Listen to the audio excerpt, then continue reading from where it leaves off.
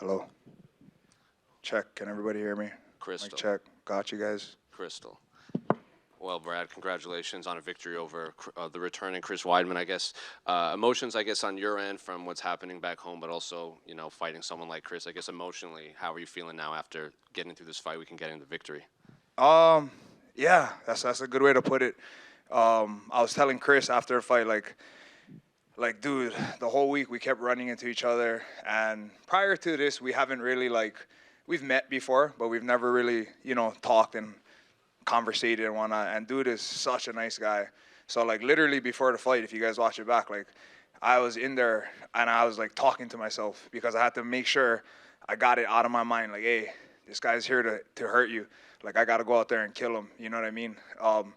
I met his wife. His wife is from Hawaii, so there's already that connect. And then Chris is telling me, he's like, bro, I think my wife was saying that you guys are like third cousins.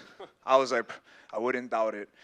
But yeah, everything, freaking UFC. They put on right before I walked out. They showed the promo to this shirt, and they showed the fires, and that was a little emotional for me, but had to keep it together. The unless you guys know people back home in Hawaii and are hearing it from ground zero, like what the media is reporting is not even close to how bad it is. Like it's bad. The things they're finding. I just seen one this morning. I think he was I don't know how old he was, either in 8th grade or 8 years old, something like that.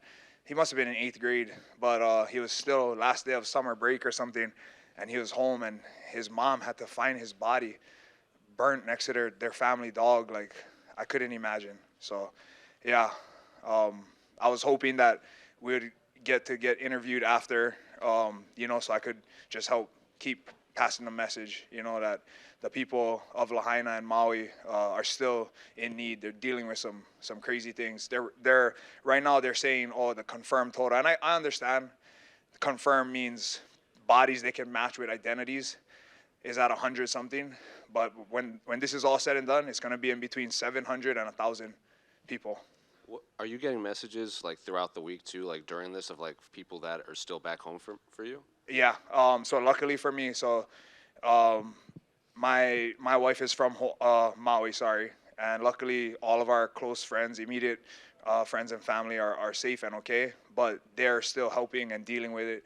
My father-in-law, he's running the what do you call it? The shelter, I guess you could say, at War Memorial. He's telling us the things that they're coming in and having to, like, these people that might have not been directly affected as far as losing loved ones or their house or belongings, they're still going to need to like decompress, just because they're seeing it firsthand. They're seeing these people that did lose everything come in. There's been already a few suicides. I think the last number I heard was like 6, because they lost everything. They lost their family, so they took their own lives. Like it's bad.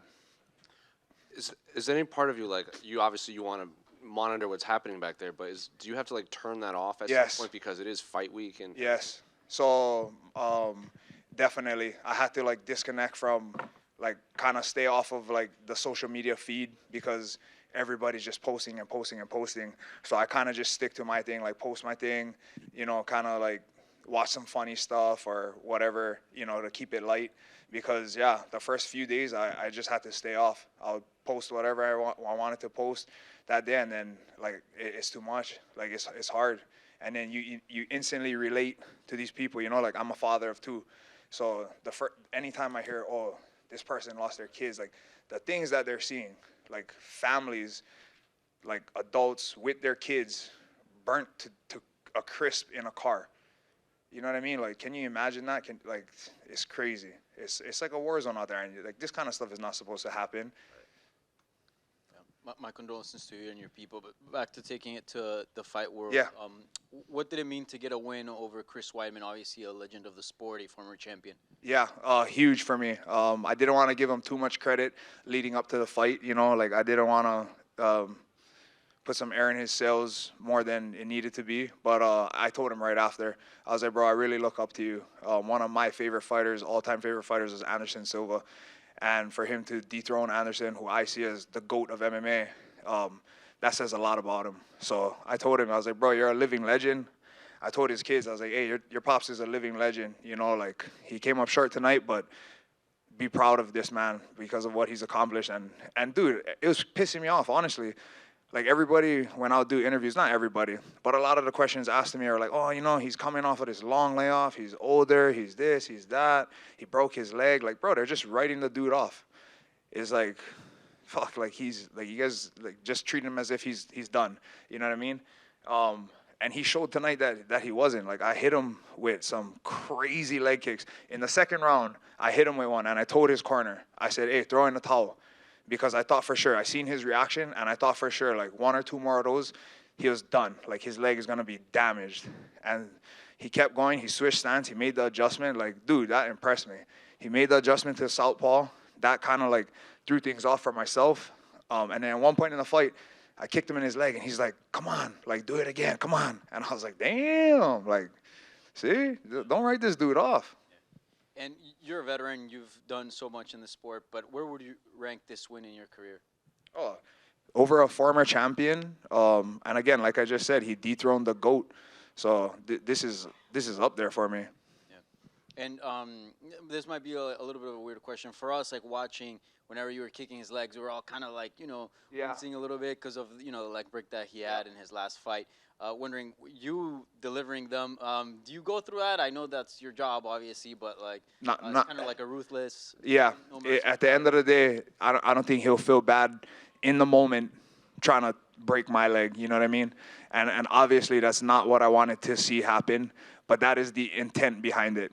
When I am kicking somebody, I like, it's bad intentions. I do want to hurt them. This is fighting. You know what I mean? Like, this is not a team sport. This is not like, okay, yeah, don't want to hit you too hard. No, it's fighting. You're trying to hurt the other person. So 100%. Like, again, I love Chris. I have nothing but respect to him. I freaking hung out with, like, him and his kids at, like, the weigh-ins and stuff. Got to know them a little bit. So, yeah, it was definitely different. I've not had that experience, really. But, yeah, I was out there to hurt him. Lastly, what do you want next? I'm going to go back with my team. Eric's sitting back there because I'm sure he has a note of all our next opponents. So we'll go back, enjoy this W, and then sit down and talk about what's next. Brad, one more in the front right here. Yeah. Are you able to go back to Maui at all or Hawaii, or is it just too dangerous to go back there? No, you are. But at the same time, so we hadn't intended to go back to Maui after this fight. We had other plans. And then when all of this happened, obviously we feel bad. We want to help. So we kind of talked about it. But at the same time, it's like, if we are going to go back but without intention, like, then I feel like we're just kind of taking up space, unless we know that, okay, they need volunteers at War Memorial or wherever it is, handing out supplies or helping cook for people or whatever. And then the other thing that we forgot is that school just started, so my daughter's in school, so I was like, we can't just go back and miss a whole bunch of school. So I don't think right now we'll go back. If something comes up to where a family is in need or our family needs our help, like, because like I said, they're there helping families still. So if something like that comes up, 100% we'll go back. Brad, right here. Not seems silly to change topics, but No. To go to fighting, just one question. During the pre-fight talk, Chris Weidman mentioned that he was very surprised that your fight was on the prelims. He was kind of upset about that. What was your thoughts on that? At the end of the day, I don't really let that stuff bother me. I believe it was because initially slated, we were going to be the fight before the co-main. That's why they shot the countdown on us. Things change. People this, that, whatever. That's on the UFC. To me, I don't care if we're the first fight or the last fight. Unless we're the main event, getting that extra 25K, then it doesn't matter to me. Just want to know your thoughts on the upcoming title fight between Israel Adesanya and Sean Strickland.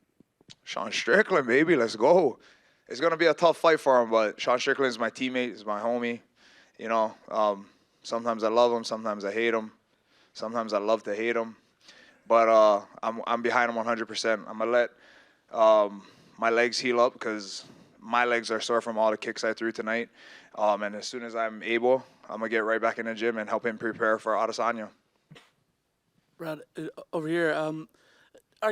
Have you seen the stuff Conor McGregor's been posting about you on Twitter? He seems like he's really going in on you. On me? Yeah.